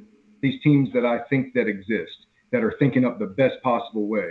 They didn't think up the best possible way there. And I'm not condemning anybody because I don't know the full scope of everything that was involved. How could I? There's a lot of classified stuff. However, the way that went down disenfranchised a lot of warfighters in the country, and the government shouldn't have done that. And I don't mean that as a threat. I'm just saying a lot of people are like, what are we doing? Like, why are we leaving people? Our whole motto is we don't leave any man behind, none of them. And then we're leaving people. We're leaving American citizens. What are we doing? You know, and I still can't really come to grips with why or how that planning happened or why the planning was off. But I got to assume that it's stuff that's above my pay grade and my classification that were in play that I don't know about, that I can't know about. And so I have to say, well, that's got to be what it was. You know. Yeah, that was a total shit show. That was a total shit show for sure. I think most people can agree with that. I didn't like that the president said that the official report from the military, which said people from the administration trying to get certain people out, caused like it all got fucked up. Basically, it all got fucked up. You know, and I had a guy actually had a guy on the podcast that was in Kabul in the embassy during the evac, and he's like, "Bro, we showed up like a couple weeks, you know, like when it was things were starting to turn to shit." He's like, "We showed up then, and the State Department people at the embassy just were going about business like it was just another day." He's like, "It wasn't up until like the last second they're like, oh shit, something's happening. We should start destroying classified material. We should," you know, he's like, "It was so weird coming from the outside, you know, from this, you know, from the United States and seeing stuff on the news and all like that, to flying in there and seeing that they're just like, oh yeah, they're still painting, they're still doing maintenance. Hey, I need this paper for a signature, you know, shit like that, like the day-to-day stuff." He's like, it was just kind of surreal. So I don't know how it caught everybody off guard like that, but that shit was fucked up. But I will say that seeing how poorly the Russians are doing with Ukraine gives me a lot more confidence in our own abilities. And I think it just reinforces the fact that we know that we have a lot of problems and there's things that we could do better and there's things that we need to improve on. But I also know that we are our own worst critics. And because of that, 100%. We are at such a different level militarily than all these other countries. Russians military looks great when they're stomping their feet and marching down the street with big ass missiles behind them and stuff. But when they're put to the test of going in and actually fucking grinding it out, you know, fighting it out, they did poorly. Their equipment's doing poorly. Their logistics, their planning, all of it. Yeah. All of it was horrible. How many Yeah, generals I couldn't have agree been more, killed? man. I couldn't agree more. When you look at the amount of loss, both in personnel and machinery that they've had in 60 some odd days, 70 days, whatever it's been, the Red Army was an army that was on my radar as like, man, if we get to fight them, it could get spicy, and they're not anymore. They wouldn't make it 70 days I believe our Air Force with and our us. Marine pilots and naval pilots have zero worry if they were to go against a Russian Air Force. You know what I'm saying? No.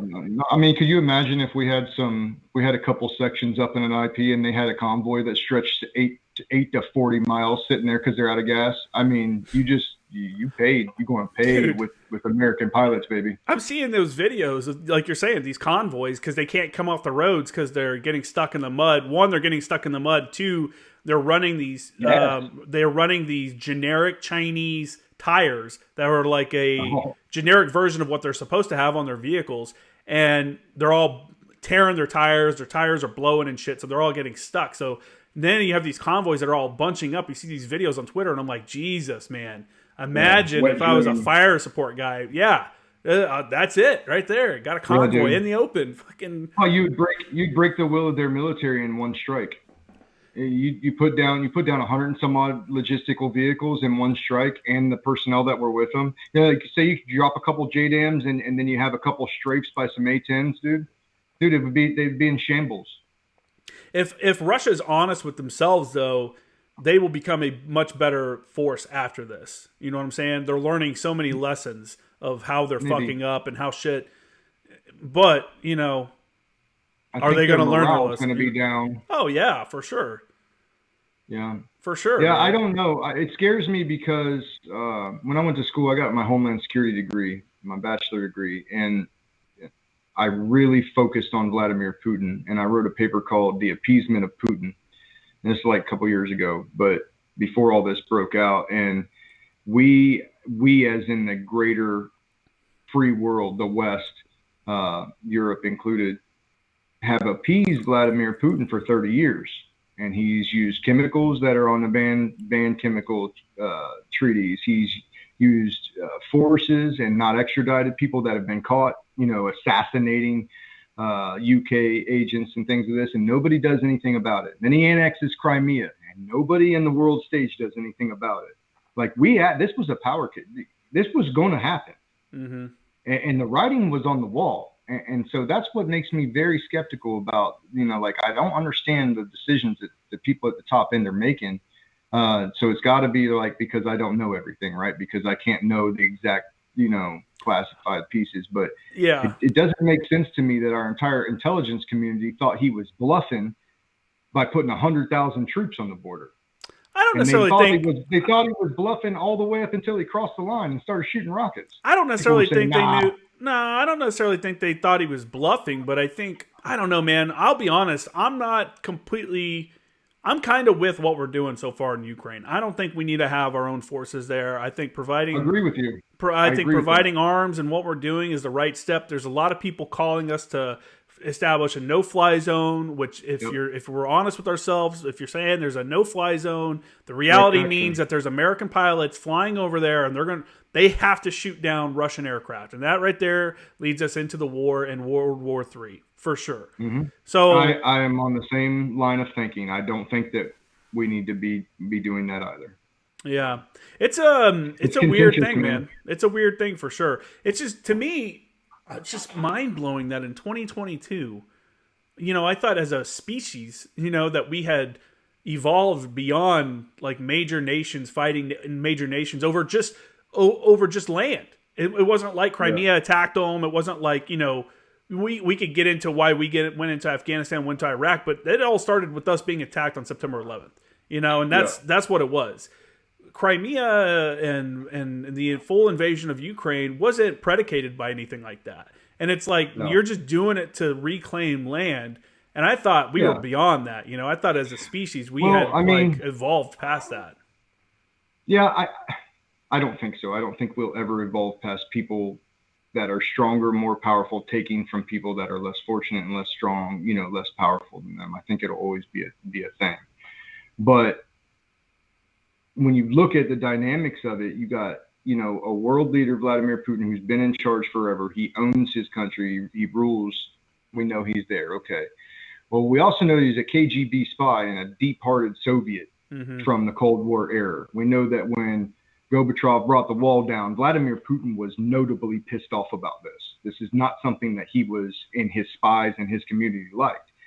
So then you take a guy that's an old KGB guy, 69 years old, where the average man in good standing in Russia lives to 73. He's at the end of his life. And here's a guy that was KGB to the heart, Soviet to the heart, that said, I will restore the Soviet Union. And now he's at the end of his tenure, and he's a superpower. And that's what makes it dangerous. And what makes it even stupider to me and even more, less predictable, not more, is what's the off-ramp if you're Vladimir Putin? You go home after losing 12, 13,000 people and millions of dollars of equipment, and you beg your country not to blame you? Like your power's over if you lose this. It sounds like they're pulling their expectations back now, and they're like, "Hey, we're just trying to pacify Eastern Ukraine." Now it's like they're trying to slowly walk it back some. It's weird though, man. You're right. When you have a crazy man like that is dead set on reuniting the Soviet Union or whatever. I really wish there was at least one reliable. Opinion. No, I think you're exactly right. I think I think he's publicly said that. That's one of his goals. But I really wish there was at least one reliable news source that came out of Russia that we could look at and be like, just to see the sentiment of the people. You know what I'm saying? Because there's no way the entire country is totally cool with this. I think there's probably a good portion of them that are like very patriotic, and it's we're looking at it from an American mindset. But you make a good point with saying a reliable news source. And there's such a propaganda war going right now, and so many high-level people that are, yes, sir, on all sides, including ours. But it's like, how could you ever know what was real? How could you ever know? The ghost of Kiev. People don't know if that's real or fake. Damn you, sir. The ghost of Kiev is real. Likely fake. I prayed likely all that was shot on a high-speed video game and used in a propaganda war to scare Russian pilots. But you can't tell me emphatically that it wasn't. You know what I mean? And I'm just saying, with propaganda, we see it happen in our own country every election season. And then it dwindles out for the next 3 years and then comes back hard again. It's all about shaping and controlling minds. And I think we are doing the right thing. And I think that Ukraine is winning the propaganda war. Yeah. With Snake Island and Ghosts of Kiev and these clips. And I hope that it's all true. And I hope they are all doing that stuff. But if they're not, they're geniuses for portraying that that's what's going on. Well, the media is definitely in bed on, they've chosen good versus evil. Like, hey, we'll run a story, even if it seems a little suspicious, probably longer than we should run it, and then it gets proven to be false. Like, so an example, there was a video during the opening week or two of the war where they're like, look at this Russian tank running over a civilian vehicle, and the old man survived and stuff. And it turns out, and you see the video, and it looks like the tank turns towards it. It's like a BMP, I think, turns towards the vehicle and runs it over with one of its tracks. The reality, what really happened, and you found out days later, if you were just only following legacy media sources, was that it was a Ukrainian vehicle, because they're using the same shit. They're all using Russian stuff. It was a Ukrainian vehicle, and he just lost control and ran into that vehicle. He didn't mean to run the guy over, and the guy survived. But for days, it was on the news, like, Russian tank runs over civilian targets. How genius is that? It's not, how genius is that? If you're Ukraine and you couple that with Volodymyr Zelensky's inspiration that he's giving the world as a fighter that's going to stay there, then a lot of people are going to rally to the good side, right? Because that's what they are perceiving as the good side. Yeah. And so 5 days later, you come out and you run the story back. How many millions of people never watched the run back because you didn't publicize it, right? Yeah, but that's not good, though. Propaganda side. I'm not saying it's good. I'm saying it's genius, because now you're turning people like old veterans. Like, I don't know how many American veterans are over there fighting in their foreign legion right now and doing good work. People that I personally know that I know that are there doing good work that went because it's like, They can't be running civilians over. We didn't do all this the last 20 years so they could just kill people. And so in that light of running that propaganda, it's bringing him assets and resources. Yeah, but and that's big picture. And I don't like lying to people. I'm just saying it's that propaganda. We don't do it. Yeah, it's still bullshit. I don't like it. Because to me, when I'm like, well, if you're gonna lie about this, then what else are you lying about? Because that shit. Yeah. I don't know. It's just I don't know. My whole take on it is to find some good sources of information to see what's going on, and then always verify it.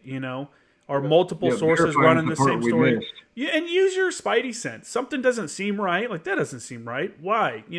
Question everything. Use a little common sense, especially if you're fucking someone who's thinking about going over and fighting. One, don't do that. That's stupid. Like, I'm not totally against it, but I would highly advise people to not go do that. But if you're going to do that, don't go over there on some kind of false premise.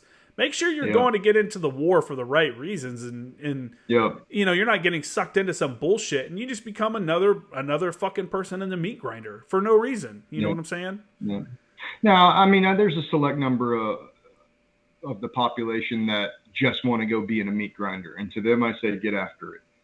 But yeah, like, to go fight somebody else's war, I mean, make sure it's not America, and it's not going to have the backup that you used to have. So I tell guys the same thing, but propaganda is everything right now because we have a 30-second attention span, and social media is everything. So they can get it right here on TikTok, Facebook, Instagram, their whole thing, and they're going to see it and believe it.